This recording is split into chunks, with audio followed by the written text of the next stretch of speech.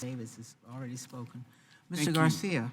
Thank you, Madam Chair Norton and Ranking Member Davis for putting this hearing together, and my appreciation to all of the expert panelists. I'd like to begin with some local context. In 2018, a study entitled Global Traffic Scorecard, Chicago was ranked as the third most impacted city in the country when it comes to traffic congestion. The previous year, by the same metric, we ranked 8th, so it's a significant bump up, and it's getting worse. Individual drivers in the Chicagoland area lose up to 138 hours per year in traffic. Nationally, the average is 97 hours lost per year, for an average loss of $1,348. For someone making the federal minimum wage of $7.25 an hour, working 40 hours a week, all 52 weeks of the year, that's almost 10% of the $15,000 annual income. There is a lot wrong with this picture, but the picture I'm trying to paint is, one, traffic congestion is costing our economy and our constituents significant sums of money. And two, congestion has severely disproportionate effects on working class families struggling to make ends meet. Many of my constituents suffer every day in Chicago congestion, and there are growing talks about introducing a congestion fee in our downtown area.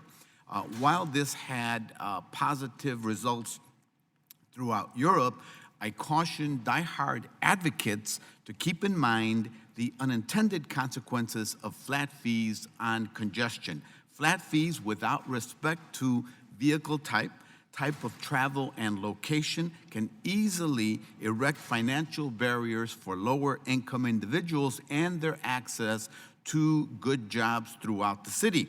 Right now, rideshare consumers of services like Uber and Lyft pay a 72-cent fee entering Chicago's downtown.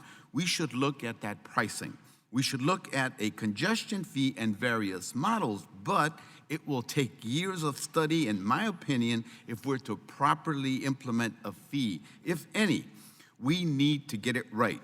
What I want to focus on is deeper and at the route of congestion, land use policy. That's why I'm working on legislation to promote more equitable, transit-oriented development, affordable housing, and more economic development around transit corridors so that those who need it most have the best access to transit options.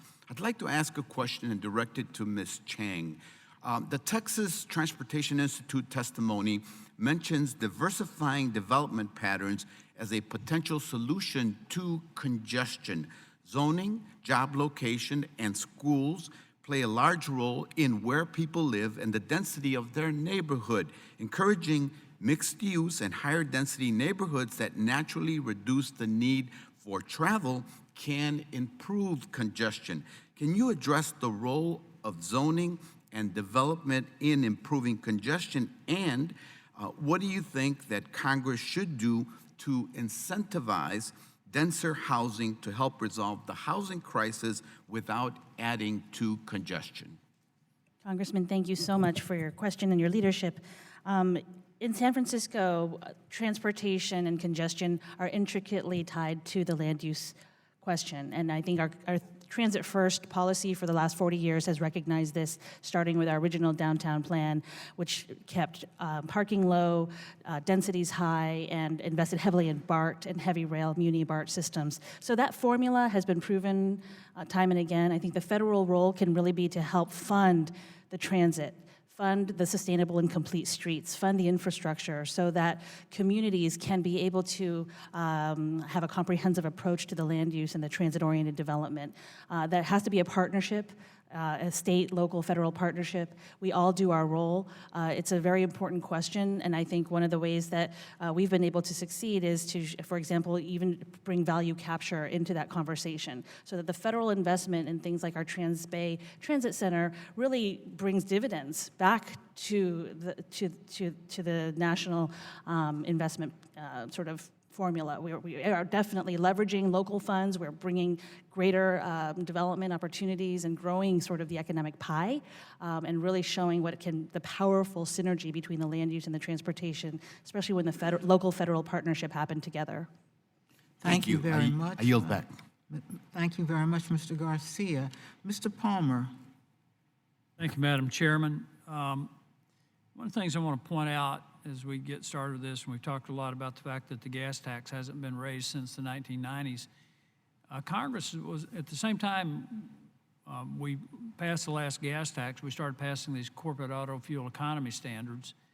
And there's such things as the law of unintended consequences. As we passed the CAFE standards, raising the miles per gallon requirements for automobile manufacturers, we didn't take into account that as the fuel efficiency increased,